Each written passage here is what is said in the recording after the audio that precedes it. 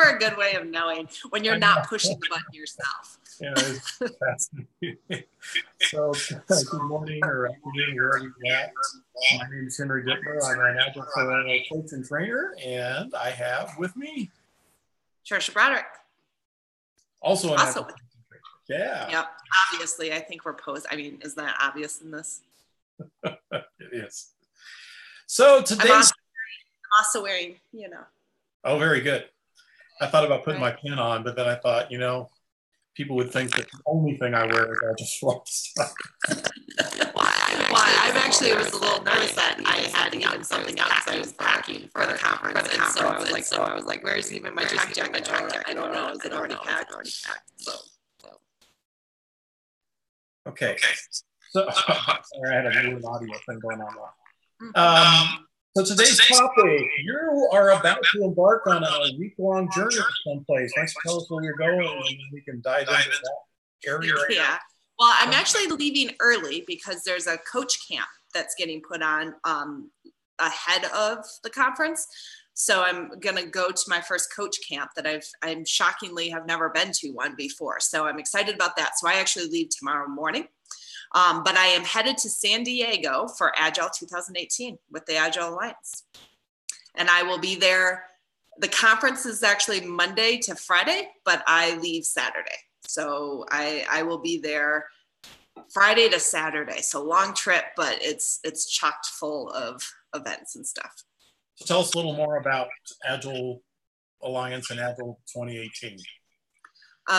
So Agile Alliance is your global kind of nonprofit focused in on helping people adopt Agile and understanding what that means and applying it. We focus primarily with software development, although there's been discussions. The conference itself kind of tries to spread out a little bit. But our mission is to help try and make the Agile Manifesto a reality for companies and for individuals. And so they have been putting on this conference. I have only been attending. I have attended every year since Agile 2007. But this has been going on. I think the first one was 2002, maybe, but I think they piggybacked off of an existing conference when this one first started. But I've been attending since 2007. All right. Wow. And how big is it now? So when I attended, I actually had to share this with somebody just the other day for scale perspective. So my first one that I attended in 2007, the average session size was about 20 to 30 people. I don't even remember the total head count, right? The average session size now is about 150 people in a session. There is some, I haven't looked at the program in total tracks, but usually there's about 16 different options for every slot. Size-wise in attendance, probably about 23 to 2,400 is what I'm going to guess. We do cap it at 25, but we usually go around 2,300 to 2,400. But that's global. Like we have people coming in from everywhere for this conference. And so it's a lot of sessions. It's 4.5 days. It starts Monday morning, ends Friday at noon. But it's just one of my favorite events every year. Yeah. And I'm unfortunately not going to be able to join you this year. I went last year. Yeah. We only have a couple Agile for All people making it this year. So I know myself, Green, and Peter Green and Jake Calabrese, but I have to check and see if there's anybody else. I'm just aware of the three of us right now. And they're also both doing sessions, right? They're leading sessions. So both of them are track. I don't know if Jake's a track chair this year, actually, now that I'm thinking about it. Green is the track chair for Lightning Talks, but both of them are doing sessions. I'm doing a session, and then I'm a track chair for the Stalwarts track, which is a little bit different of different sessions than the rest of the sessions. So not many people might know what Stalwarts is. Say more about that. Yeah, so I was part of the program team or not program team, but the track chair team when Stalwarts first came about. But I can't actually remember what year it was. My guess, 2011, 12, somewhere in there. And it was a way to basically allow thought leaders, experts in the space, people that a lot of individuals want to talk to, or in some cases just want to hear what they have to say. They don't want a, session with slides. They just want to have a conversation. And so it's taken kind of a different forms over the years, but what it is now is we have 10 different stalwarts or industry, software thought leaders, experts, and they're in a fishbowl style. So they're up on a stage in the middle. Everybody all the attendees, session attendees are around, and we leave a number of chairs open. And the idea is when you have a question, you come up, and you engage in a discussion on the stage. There's always one chair open so that anybody else can come in and ask their question, and then someone has to leave. And it makes for really interesting discussions, and you never know where it's going to go. You have no idea what somebody's going to ask and how the discussion's going to go. But it allows a side effect that I actually didn't realize, but it allows a lot of people who want to hear someone speak, but are a little nervous to ask the question themselves. So they can kind of watch and observe other people engaging with these speakers, engaging with these individuals, and realizing they can talk to them too, and be able to ask those questions. So it's one of my favorite things. I've been facilitating on that track for a while for different stalwarts. I've done Ahmed Sidki, Ron and Chet, and a number of other people. But this year I was the track chair, so I got to pick who the stalwarts were this year. So that was kind of enjoyable. So a hint, who's the stalwarts this year? Well, now you're going to test me and see if I can just rattle them off. Okay, so we got David Hussman. We have Ahmed Sidki. We have Elizabeth Hendrickson. We have Linda Rising. We have Diana Larson. We have Jim Benson. We have Jeff Patton. We have Ron and Chet. And we have Ash Coleman. And, oh my gosh. I have three sons, Tricia, and I always forget one when I'm naming all three. I got them all but one. That's a human thing. Whoever one is, when it comes to me later, I'm buying you a drink. That's okay. Yeah, no, that happens. Like 10 minutes in, and I'm going to be like, "No, it's this person."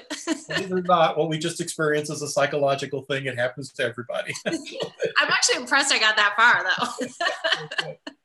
So I was thinking we ought to talk about, if I've never been to a conference before, right? What would you suggest, or what would we suggest that you do? How would you maximize your experience in a conference?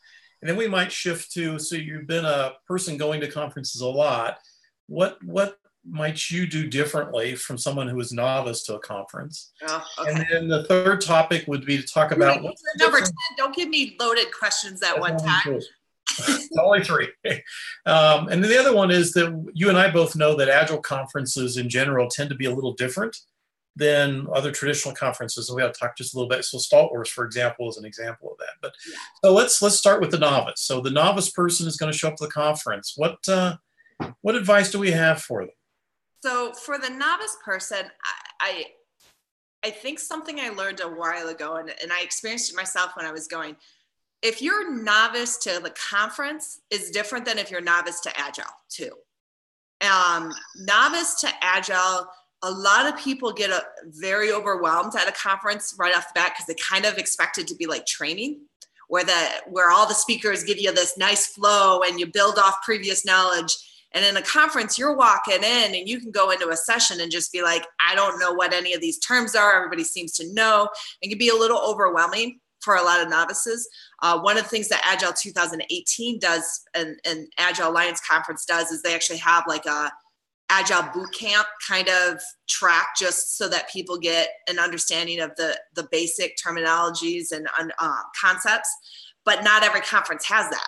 And so a lot of times if you're new to a conference and you're new to Agile, to really understand that you're walking in not into a training. You're walking into an environment where you're getting bits of information and ideas And that can be a lot more challenging if you don't have anything to link it to or to build on from your existing.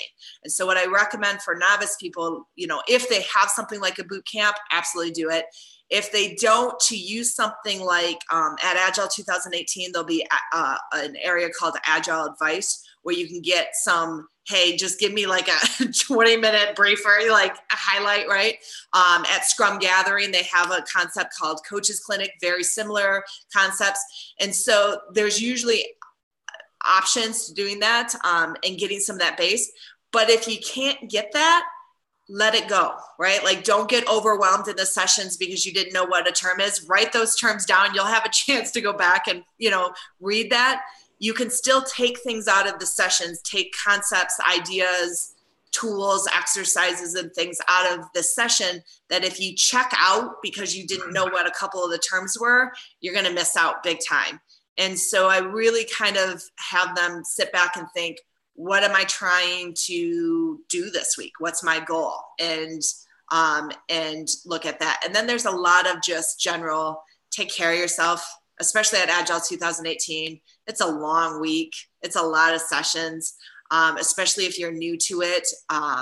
You kind of you mentioned the difference of the Agile. So I'm going to do that third question slightly here, in the sense that people come to an Agile conference for the first time thinking, well, I'll sit there, I'll get some email done in between, during the session. And then they quickly realize how interactive it is for a lot of the sessions, how collaborative, how limited you are to getting and opening up that laptop from traditional kind of trainings and conferences and learning. And people wipe out, like they burn out if they're not taking care of themselves, if they're not taking a break. Go for an extra hour by the pool if you need to. It's okay, because you're learning, and that's exhausting for anyone. Mm-hmm. Yeah, I was thinking when you said that, business of going to a session and hearing a lot of terms that you haven't heard before and writing them down, checking them out. I can recall many times where in the breakouts where people are, grabbing the infamous snacks that are there, right? Or the lunches and the breakfasts and so forth, having people sit down, and literally somebody will throw out on the table, hey, I attended so-and-so session and they brought up, the widget, right? And I was confused by that. And it's really interesting. Why are you laughing at widget? Really Never know. That might be a new Agile term. I'm going to throw that in my session this year. Good. So, but people will, it's interesting how often people will actually swarm to that question and fill in for people. And it becomes a very rich conversation just at the table amongst a bunch of people that you didn't even know. So it's very valuable to do that. And I think that's the other thing, is that a lot of people, I know for myself, I'm a huge introvert. And so the idea of mingling with other people is like, I remember the very first conference I went to, I tried to talk my extroverted friend into going with me, and he declined at the last moment. And I was like just heartbroken, because it was like, how am I going to deal with all these people in this room? I got to sit down and have a set of peanuts and Coke with somebody that I don't even know, right? And my phone rang in the middle of the conference, and it was this gentleman, and he called up and he said, so I'm just curious what corner of the room you're standing in.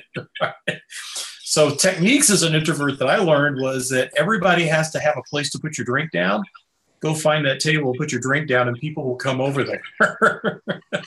That is accurate, man. Yeah.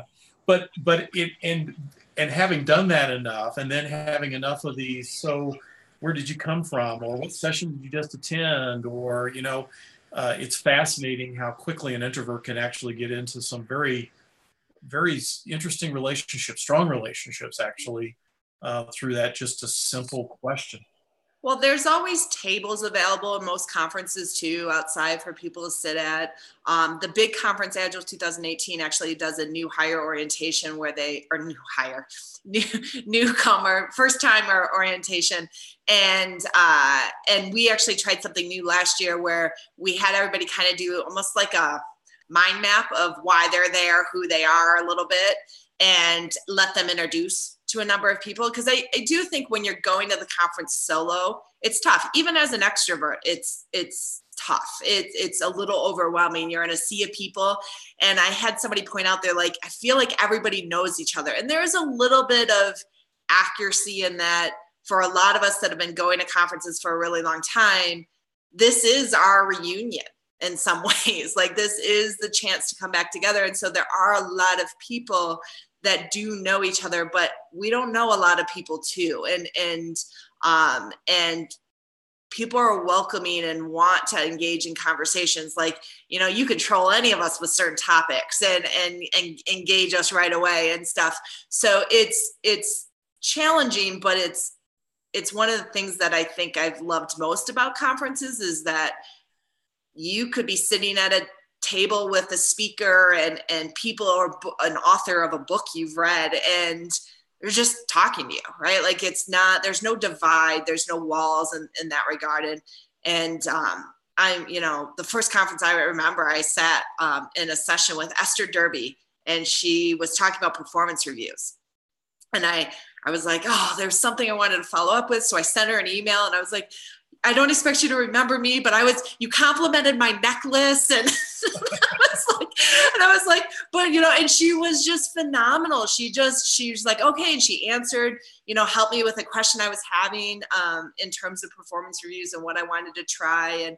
And for me, I haven't experienced anything different since 2007 to 2018 in terms of that ability to just talk to people and engage. But I like your trick of the table. Bar area is always a good area too. Yeah. The other thing I think is worth saying is that you could get into a session where it's absolutely making no sense to you. Oh yeah, leave. And it's exactly, leave. Yeah. Particularly in an Agile conference, that's actually, a law of 2 feet, right? It's like, it's not working for me. This was years ago, and I use this tool to this day, but I hated the session I was in. I don't even remember what it was. I don't know who was speaking. I couldn't stand it. It was not a good session. And so I just decided whatever's in the next room, I'm going. And I walked into the next room, and I wish I could remember who the speakers were, because I would like to give them props and stuff, but I don't remember. But they gave a tool, and it was like this shield tool of make yourself a shield of who you want to be and how you want to represent yourself and what you're holding against other people and what your strengths and weaknesses and motto. And it's a tool that I have used for 10 years or so as a result of it. But that session was a completely accidental, I'm just going to go into this next room session because I don't like my current one. And it's become a go-to aspect of my leadership for years now. That's so interesting. You never know sometimes what you're going to walk into. It could be great, could be horrible. But the cool part is unlike a training where you're kind of like, you're there, conference, you can move. You can go and find something that adds value for you. The other thing I know that often, particularly again at Agile conferences, is there's areas like a coach's clinic or a training clinic, right, where people have these informal areas set up. And those people are typically idle during the sessions because everybody's in the sessions. Yeah. So when you walk out of a session, if you want to have a conversation, those people are more than willing to have that conversation because they're sitting there twiddling their thumbs anyway, right? And in some cases that's what they enjoy is the hallway conversation more than the session. Ron and Chet are big components of that. You'll often see them sitting in a lounge or sitting at the tables. They enjoy the random conversations in an open jam kind of area and stuff. So it's really cool in that regard. Yeah, I remember our partner in crime here at Agile for All, Bob, right? That was almost his opera. What do you call it? That's the way he normally did things. That's that word. Modus operandi, right? That was the way he attended a lot of conferences because he had been at a lot of conferences. And the number of people that would congregate around Bob just going, hey, I got a quick question for you, was really quite fascinating. Even just to kind of eavesdrop and listen into it was. Yeah. I actually started down that path where I stopped attending sessions for a little bit because either it was something I'd already seen, the delivery wasn't to the level that would keep me engaged, lots of different reasons, right? And I'll never forget it. Arlo Belshi was sitting there with me, and I was talking to him about this and saying, you know, I want more advanced sessions. And I love this man to pieces because he just looked at me. He's like, he just calls me out. He's like, bull, Tricia. And I was like, okay, bring it. Like, I want to hear this. And he's like, first of all, you're not, so this kind of answers your second question. You're not new. You're not a novice anymore. So the chances of you walking into session after session and being like, you know, mind exploding is not going to happen. And so stop trying to treat the conference the same way it was for you the first 2 years you went. And instead start realizing how intelligent and creative you are, that if you can't walk into any session and get something out of it, that's on you, not on the speaker. And I stopped to really kind of go, is that true? And after that, I started challenging myself. I started going to sessions. And sure enough, I mean, not that I'm surprised in any kind of form or fashion, Arlo's always right. But I started, when I let go of the, I need an aha every second of a session, to even if I get one little thing, that's amazing. Or maybe I get a new idea of an exercise I'm going to do based on something they did. They did it for a totally different reason. I now can tweak that exercise and use it for something totally different. So a lot of times I'm not even walking out of sessions with their intent of the content they're giving me. I'm coming out with creative new ideas in some cases. And ever since that twist, ever since that moment and me going in, I get excited when I'm not trying to be a track chair or running something, or, you know, and I get to just go to sessions. And it's like, woo, what do I get to do? I just attended Scrum Gathering in Minneapolis, and I was thrilled. I got to see Nigel, Nigel speak. I got to see Angel speak. I went to Richard's session, right? Like, I like actually going to sessions again, which I had stopped for a little bit until that challenge. So for my non-novice people going to conferences, I mean, yes, I love the hallway conversations. I love, you know, the random conversations at lunch that started this big debate or this big discussion about whether, you know, we're going to do something or not. But find sessions again, because it's really fascinating what you can create by going to them as well. There's also another aspect to that too, which is what can you bring? Because usually these sessions have some conversation that occurs at the table that you're at. What can you bring to those sessions that actually enriches it for people at the table, right? I mean, I love doing that. It's just so it's interesting that you say that, because that was one of the parts I struggled with, was because I felt like at the table, you know me, I don't like calling myself an expert in anything. My imposter syndrome will never let that happen, right? But I would often end up becoming this like secondary speaker at the table. Mm-hmm. And it bothered me because, one, I didn't want to take away from the speaker. Two, I didn't want to just then start training other, like, what was I getting, and where, you know, I was selfishly kind of going, this is for me too. And I struggled with that part, because what I ended up finding myself doing more in the sessions, instead of actively engaging as a participant, I became a coach at the table, or I became a trainer at the table. And it's actually one of the primary reasons that this concept of Audacious Salon that came to Agile 2018 came about. I was talking with Lisa Adkins, and we were discussing the fact that, you know, where can I, as more of a non-novice, I'll go with that, non-novice individual, get to truly engage and participate and create together? How do we take those hallway conversations and create actually a session where we're collaborating and creating together, and allowing speakers not to be speakers, but to be facilitators, and what that means. And so Audacious Salon is actually, the speakers are not speakers, they're facilitators. Their names are not even published until you actually go in, so that you don't have people going, oh, I want to see Lisa Atkins, I read her latest book.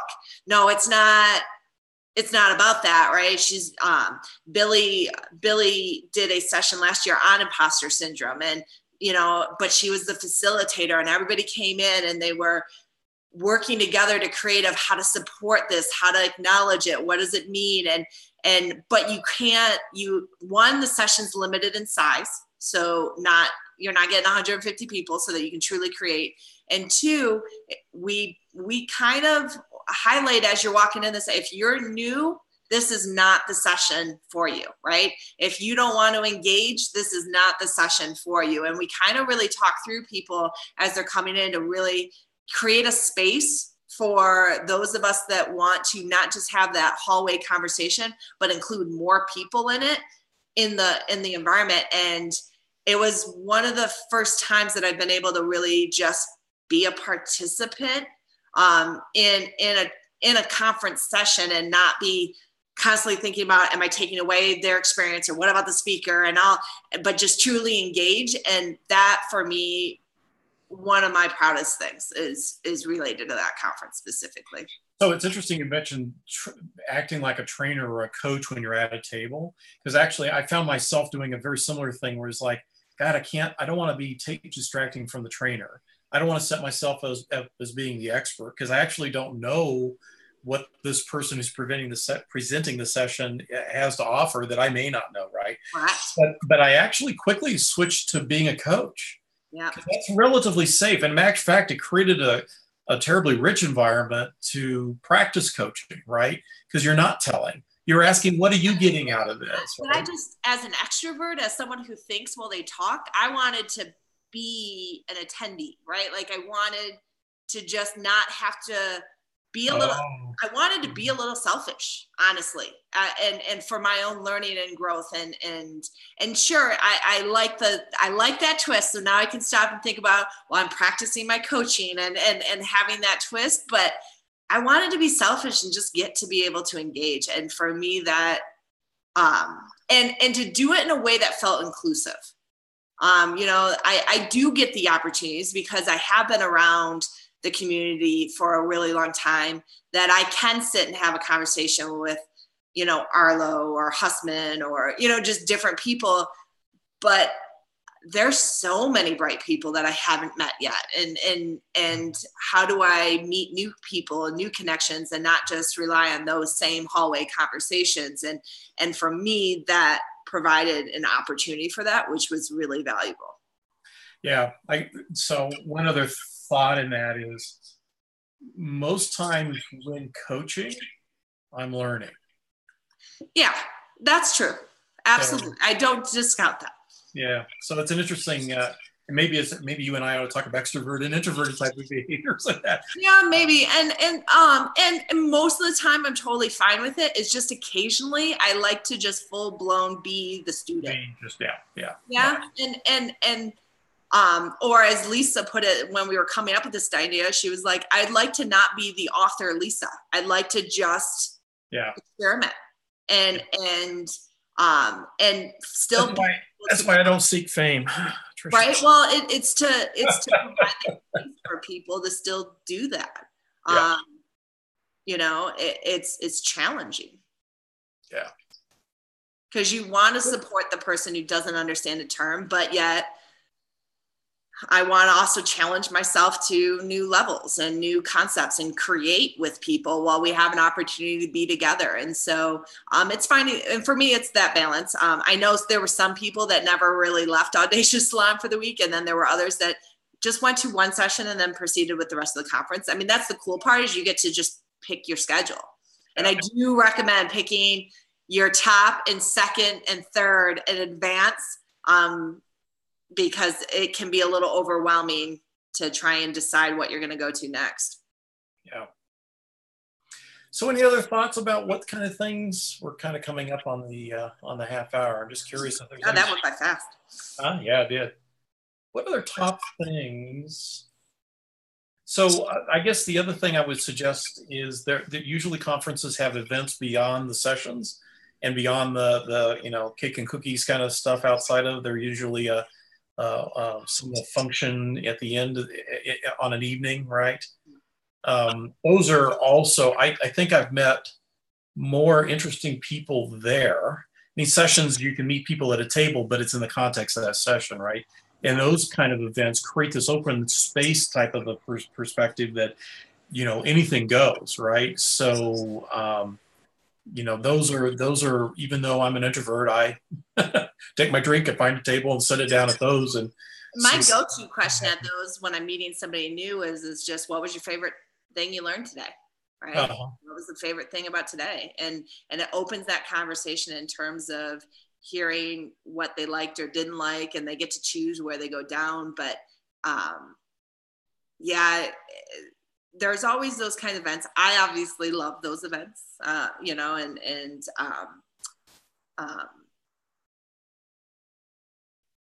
but it can be a little intimidating for people too, depending on, especially if they're solo. So take the time, meet people, but beforehand, so that you feel a little bit more comfortable walking in. But regardless, there are going to be people like me walking around going, join, come on. And don't be afraid to take that up. You're not putting anybody out when it comes to that stuff. Right. And again, take care of yourself. If you're just to the place where you just don't have the energy, then find the quiet place to.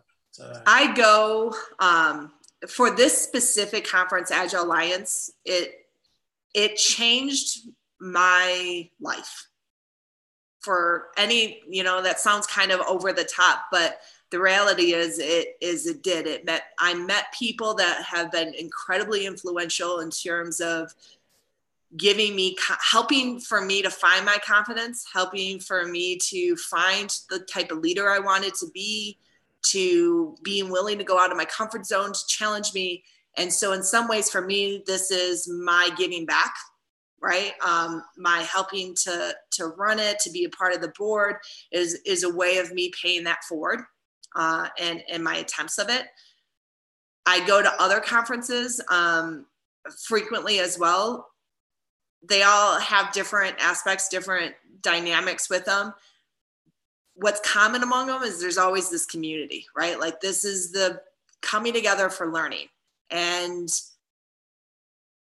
that's an amazing thing. It's energizing. It's exhausting. I do actually need to sleep after, but it's energizing in terms of the ideas I come away with, new ideas, new session ideas. The hard part for me is I can't always experiment with a new session at general conferences. So that's why I love our Humanizing Work conference that we do for Agile for All alumni specifically, because it's where I get to test new ideas, new concepts, new sessions to see what do I like, what do I not like. This past year, I guess, God, it's been over a month already since we just had Humanizing Work. But I did a session on drama triangles, and so happy with it that Christina and I are doing it in London in October. So that's the nice part, is at least for our private one, or not private, but for our clients and alumni specifically, we get to try out new concepts and new advanced material and things like that I can then take forward to other conferences and pay it forward even larger. Mm-hmm. Yeah, we could do a whole half hour on the experience of Humanizing Work, because it's a conference but not a conference. It's a training event but not a training event. It's learning. It's very unique in that respect. Yeah. So the only other thing I can think of is that sometimes when people like you and me, who are in the business, so to speak, right, we tend to go to several conferences in a year, because a lot of it is knowledge acquisition, supporting the community, what I call being out there, frankly. Paying it forward for me, pay it forward in a lot of ways. The thing I would tell people is that just because you hear from people like us going to multiple ones doesn't mean that you don't get the value by not going to multiple ones. But certainly to find one a year, right? Because that connection to the community, that's the one thing you consistently hear from people is, I had no idea that other people were actually doing those kinds of things. I didn't have any idea that people were really, took some of these things that I heard and did them and actually created something of unique and it's not just theoretical. It's not just book, right? I read a book. Yeah. And the interesting thing is some people will say, well, you went to the Agile Alliance. That was your primary one. You were consistent about that. Should I just pick one? this is to each its own, honestly. I've been to several. I actually have to be careful and try and scale back, and not go to nonstop. I would probably live at conferences if I could, in many ways. But I've had to scale back to where I'm only doing one for the rest of the year. I keynote the TechWell in Orlando in November at the end of this year. But the going to different ones, there are some people that overlap, I'll know a few of the other speakers at the TechWell event. But a lot of cases, Scrum gatherings have a different set of people, there's some overlap, but there's also communities that stay within certain conferences and in certain communities. And so sometimes going to some different ones, exploring, see which one fits right for you. I mean, I'm a personal fan of the TechWell Vegas one, but that's just because I enjoy me some poker.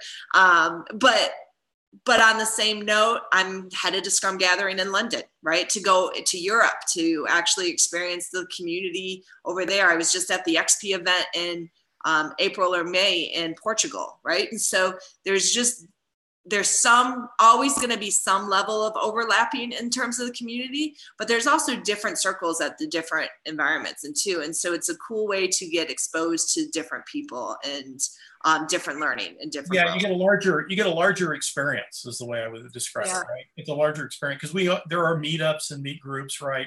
We have our regional little one-day conferences and stuff too.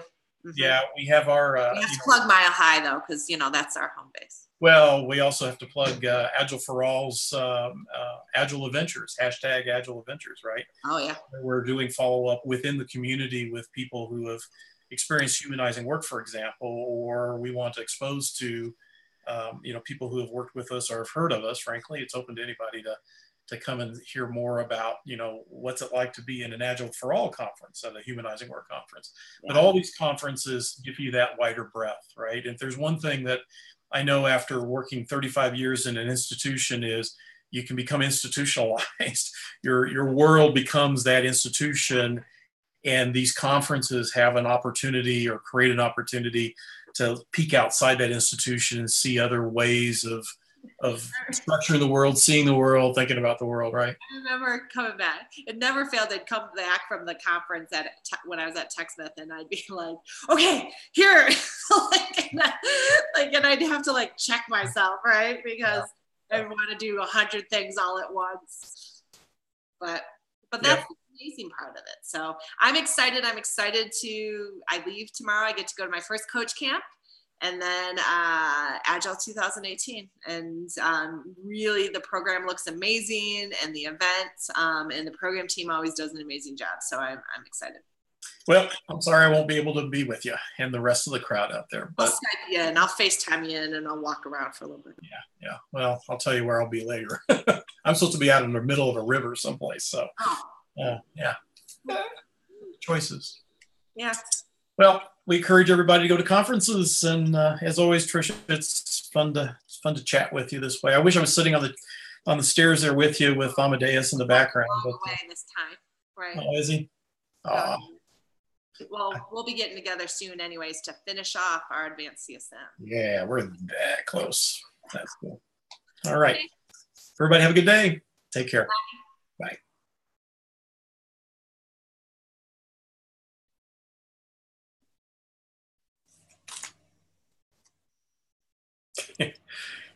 Are we? Yeah, good question.